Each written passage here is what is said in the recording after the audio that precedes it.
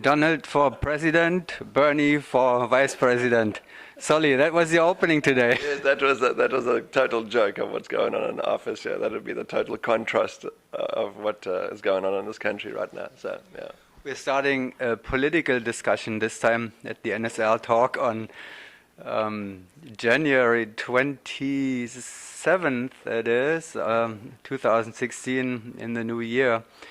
And it will be a political discussion only for one sentence because we don't get too much involved in that. So there's more important things going on out there, like good four-way.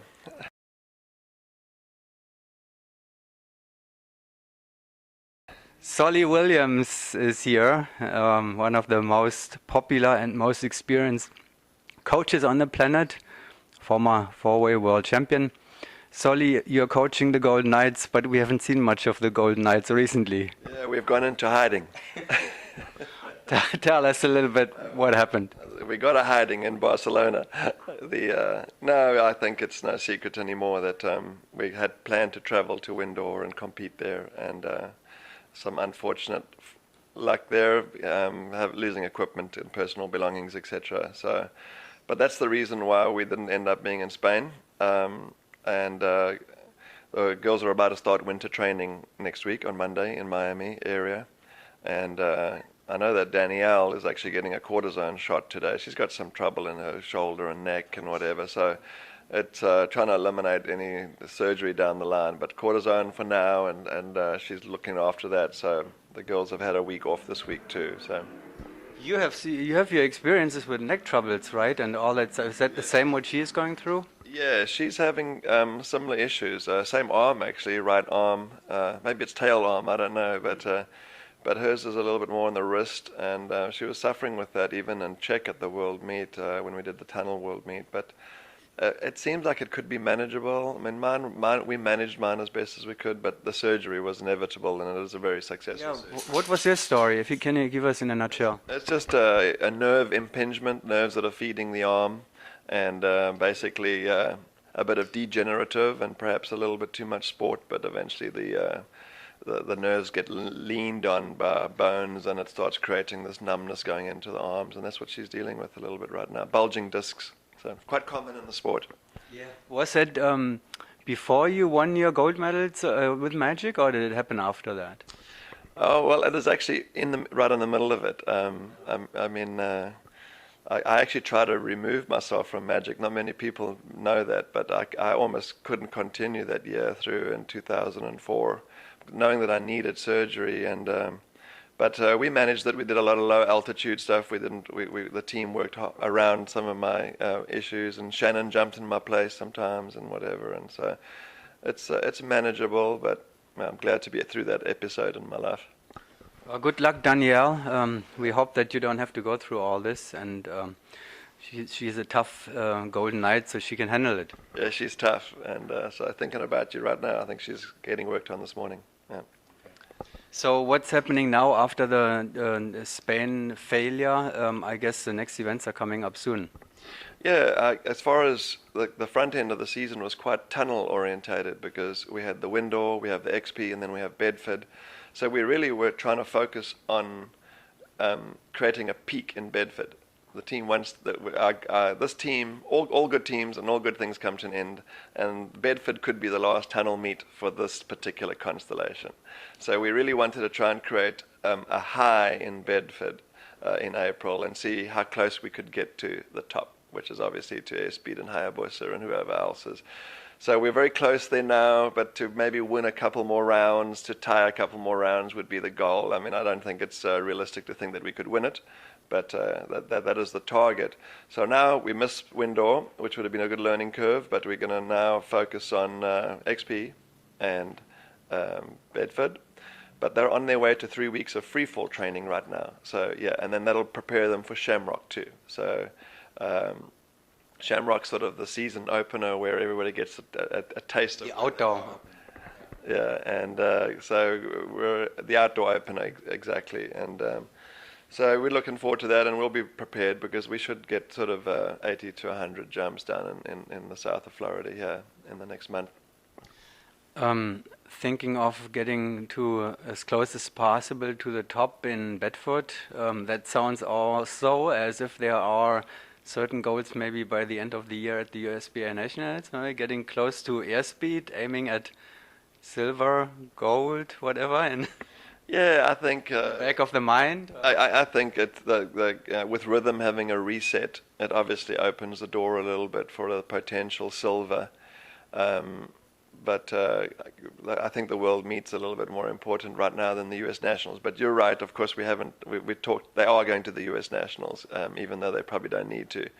And the team might change after the world meet, but they plan to go there, and yeah, that could be another opportunity.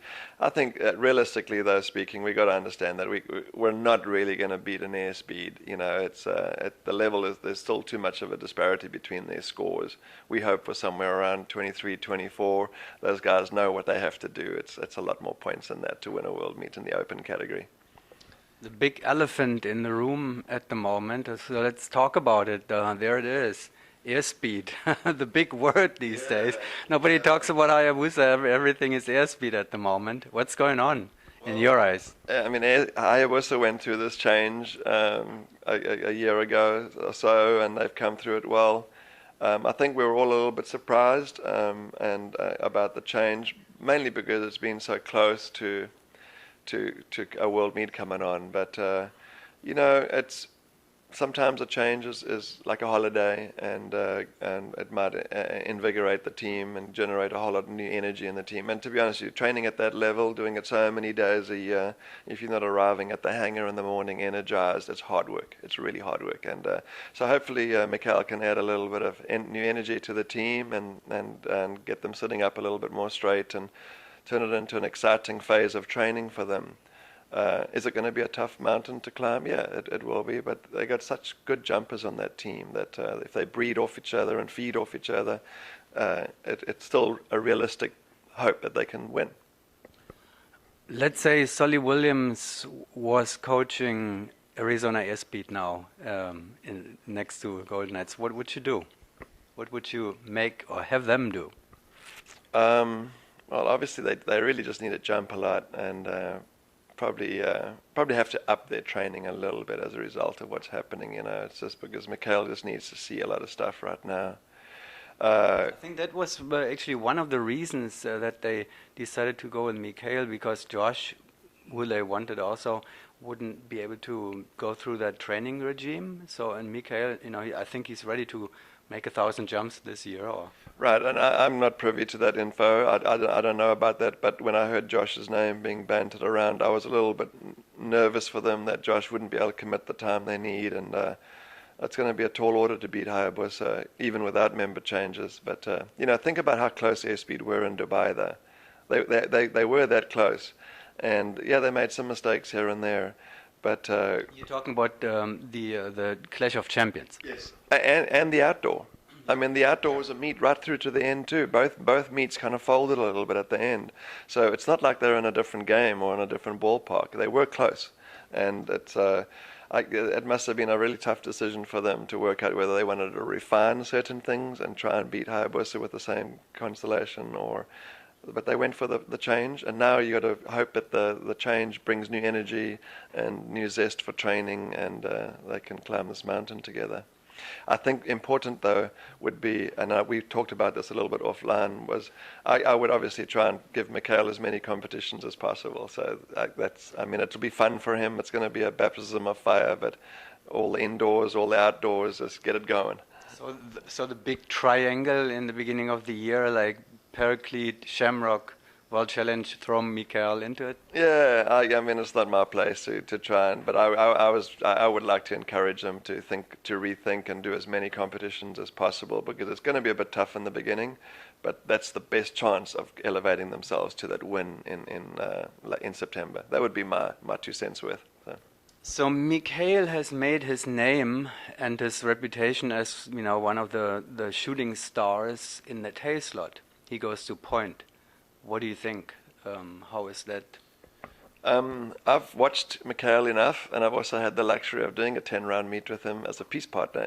When I filled in for who did I fill in for? It was Rhythm Inside Center, and I can't remember what constellation it might have been for Rob, or it might have been Paraclete. So Mikhail and I were peace partners. Oh, we find that video. We had a couple of good jumps and a couple of terrible ones, but Mikhail was really good. So is it with Doug Park? No. It was with Rhythm. I was with Rhythm basically, and so I don't know if I took Tiago's place, or I don't know. I can't remember, but so he's an awesome flyer, and I'm sure he's going to complement the team with his skill and his work ethic, and he's a great flyer. So I don't see any problems for him transitioning from point to tail. Yes, there's a little bit more memory up there, but there's a little bit less grips to pick up, and there's a little bit less heat in that regard. So I'm sure he's going to cope just fine. Okay. Well, Solly, thanks for going through. What else catches your attention these days? Anything that you want to throw in here? I just think a lot of teams have gone through changes, and all good things come to an end a little bit, and the teams have to prepare for it. I mean, the Golden Knights have this problem now where we don't have an alternate, and we have an injury, and it's the risk we run at the highest level of the sport. If you want to dream big and reach for sort of these lofty goals, and you don't have alternates, or even if you have an alternate, your alternate can't really fill the gap. You're running on a very fine line between success and failure. So injury can sometimes get in the way as well. So, but it's the nature of the sport. How are the chances for a sweep? Sorry, U.S. sweep formation skydiving. It has been going back and forth. There's a poll right now. The poll question is, how are the chances for a U.S. sweep? Guaranteed, A, guaranteed, B, very good, C, not so good, or D, impossible. What's your option? Well, I think the only ones that have it a little bit easier are the 8-way, because they're such an awesome team and well-trained team right now. So they're a banker on the sweep. VFS, looking at what happened in Spain, same thing. I mean, would you say that they're a banker as well? To a certain extent, yeah. They're still cautious, but yeah, they could be a bank too. But I'm not in VFS as much as I'd like to be, so I can't really categorically say that they're going to win. But it looks that way. But the female team that I coach, we're number one seed. We're kind of expected to win, but the French girls are passionate, awesome flyers, and they never quit. So I would say in that order, yes, we probably should win. We're supposed to. But it's airspeed that I've got the tough one to fulfill because of the member change. But they might just knock the socks off us. I mean, maybe Mikhail is the perfect sort of amount of energy that they need coming into the team, and I'm sure he's capable of it. How is that actually anyway? That's the first time at least that the Golden Knights are seeded number one, at least in our little world. Right. And so before the French were always seeded, does that give confidence and more kind of dynamics, or has it changed then? I think we're more confident for sure. The technique is starting to set in now, a better grasp of the fundamentals, and then doing a 29 at the World Meet in Czech, doing It did 29 points in time at the Clash, lots of penalties and deserved penalties, but they're moving much quicker than they ever have. And but I would think, if we have a good season of jumping outdoor, we should do very well at the World Championship, and we should remain in our number one seeding.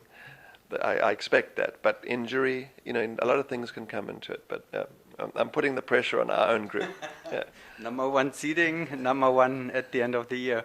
We shall see. Solly Williams, thank you very much for taking the time here on Wednesday morning, and good luck with everything. Thank you.